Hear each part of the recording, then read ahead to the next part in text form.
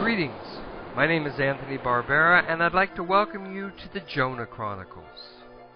If you've ever thought about Jonah, your first thought may have been a whale, or a man swallowed by a whale. That's because the story of Jonah is written in the Bible, the Talmud, children's stories, and is available within libraries the world over. You may have even read a book about Jonah growing up. However, if you thought the story of Jonah concerned only a man and a whale, you'd be missing out on one of the most exhilarating and thrilling adventures in all of human history. The rest of the story of Jonah is equally impactful and spiritually revealing. If you assume that Jonah is a fable or a myth, you'd be mistaken. The story of Jonah goes far beyond myth and is truly about a man who actually lived in a specific place during a critical time in history. Jonah was asked by God to perform a very difficult and frightening task. He was commanded to go to Nineveh, the most wicked and violent city on the face of the earth. He was asked to declare the Lord's message to the people of that immense and evil city. The book of Jonah is a true story, and it's full of miracles. It's also a clear and unmistakable display of God's love for all mankind. Biblically and historically, the entire population of the city of Nineveh, including the king, the queen, and all the people, repented of their violent and wicked ways and turned to the God of Israel. In this series, the Jonah Chronicles, I will be examining with you three basic areas of interest: the biblical and Hebrew records, the historic aspects, documents from other countries, art, maps, as well as related literature of the times, and the creative aspects, along with some of my decision-making during the writing of my novel, Jonah in the Time of the Kings. You see, I've come to realize that Jonah was a bit like you and I. When that man, or prophet as he is rightfully known, refused to obey God, he and God got into a bit of a quarrel. Not a good idea to be at variance with the Almighty, and that is where the fish came in. I'd like to take you on a journey. It will be a journey back into time a little over 2,600 years ago. We'll see what my friend Jonah was really up against, where he lived, his faith in the Almighty Sovereign God, and perhaps we'll recognize a little of ourselves in Jonah. Join me now as we journey back and preview the Jonah Chronicles.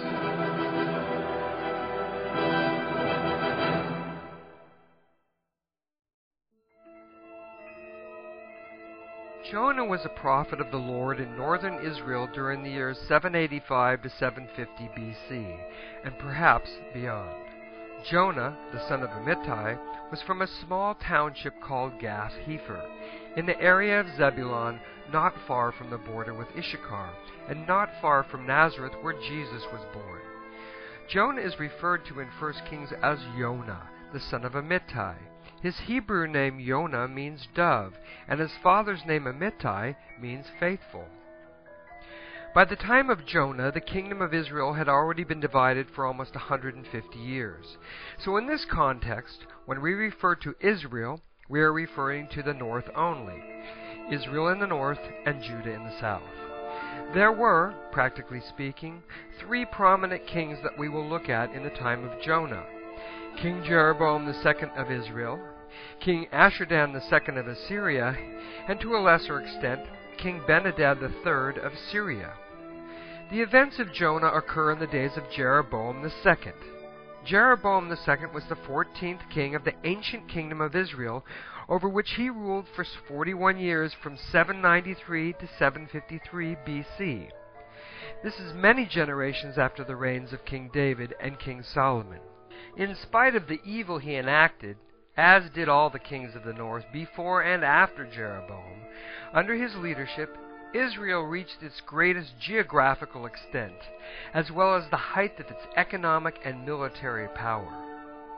Jeroboam II expanded Israel to the limits indicated during the reign of Solomon. Regrettably, Israel was sinking into deep spiritual and moral decay. Encouraged and systematized by Jeroboam II, as well as the kings who came before him. Despite its economic and military power, the glory of Israel was fleeting and only an illusion. soon to be shattered by Israel's greatest enemy from the north, Assyria, the home of that great and wicked city of Nineveh. Concurrently, as Israel rebelled against their God and sank deeper into the spiritual and social decay of idolatry, their enemy Assyria was arising in power. As we begin the book of Jonah, the Lord asked Jonah to travel to Nineveh. Now the word of the Lord came unto Jonah, the son of Amittai, saying, Arise, go to Nineveh, that great city, and cry against it, for their wickedness is come up before me. But Jonah rose to flee unto Tarshish from the presence of the Lord, and he went down to Joppa, and he found a ship going to Tarshish. Certainly this is the part of the story of Jonah of which most people are familiar. Next, according to the Hebrew text, the Lord sent a great tempest across the face of the ocean, causing the ship to tear apart at the seams. Hoping to save the ship from destruction, and at Jonah's suggestion, and after much consternation, the sailors tossed Jonah overboard. And so then Jonah was swallowed by a great whale. Actually, the Hebrew text does not state that Jonah was swallowed by a whale at all, but that the Lord had prepared a great fish. It could have been a whale, but we don't know that for sure. The Lord chose not to give that exact information to us. In my novel, Jonah in the Time of the Kings, I do use a sperm whale to rescue Jonah. One of the reasons I chose a sperm whale is the great depths to which it can dive. By the way, the sperm whale's favorite dinner is giant squid, which in many cases grows to the size of a man and lives often a mile below the surface of the ocean. Jonah, after being vomited back into the surf, the text does not say exactly where, is once again told to go to Nineveh and to declare the message of the Lord to the Ninevites. This time he obeys. Nothing like a little encouragement. Now, the enemy of almost every country during this period is Assyria. The king of Assyria from 773 to 755 BC, in my opinion, was Ashur-dan III. He is the most likely king to have been ruler of Nineveh at the time of Jonah. Ashur-dan's reign was a difficult age for the Assyrian monarchy, shadowed by rebellions and epidemics of plague. The ancient city of Nineveh, to where Jonah was sent, is situated just outside present-day Mosul, on the east bank of the river Tigris in Iraq, over 500 miles from Jonah's home in Gath-Hepher. As the book of Jonah unfolds, Israel is weakening as a result of idol worship. Assyria is finalizing the most efficient military, financial, and administrative system the world has yet seen, and the principal business of the nation of Assyria is war. The greatest war machine of its time is a terror to its neighbors. Its wealth and prosperity are sustained by slavery and booty. A semi-military bureaucracy carries out the functions of government at home, and in the conquered regions sets a precedent and a pattern for imperial control over far-flung provincial territories. You might ask why I chose 762 as the year to set my novel, Jonah in the Time of the Kings. Two very important documented events took place at that time. First, a solar eclipse occurred on June 15, 763 BC. Also known as the eclipse of Barbera, it is the earliest identifiable solar eclipse mentioned in historical sources. Historical eclipses are a valuable resource for historians. They allow other historical events to be dated precisely. Secondly, according to an Assyrian canon, in 765 BC, Assyria was hit by a plague, and the following year the king could not campaign. It was customary for the Assyrian king to lead a military expedition every year.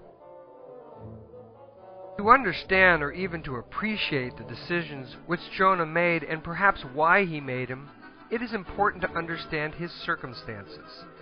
He was already working with the Lord throughout Israel. His job was to warn, to preach, and otherwise to teach Israel, as the Lord instructed him to do so, to reconcile the people of Israel back to their God. They had strayed remarkably far from their God. They were to remind the people, as well as the king, that their course of affairs would finally result in their complete destruction and loss of sovereignty. And then the Lord spoke to Jonah, sending him to the world's most wicked city and violent country, Assyria. city that Jonah is asked to enter is Nineveh, its largest city and well over 500 miles as the crow flies from his home in Gath-Hepher, and even farther from Joppa, where the great fish most likely dropped him off after his ride.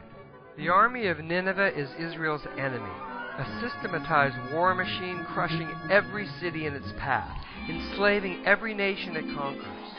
Assyria lives by slavery and conquest. Israel is next in its path. Jonah is personally asked by God to deliver God's message to the people of Nineveh. In essence, God says, "Your violence is in my face.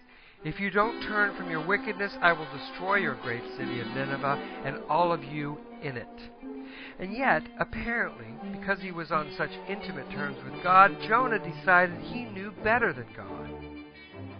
He believed that if he preached God's message to the Ninevites, God might repent and let them live. Jonah wished them all to be destroyed. They were wicked beyond belief and Israel's greatest threat.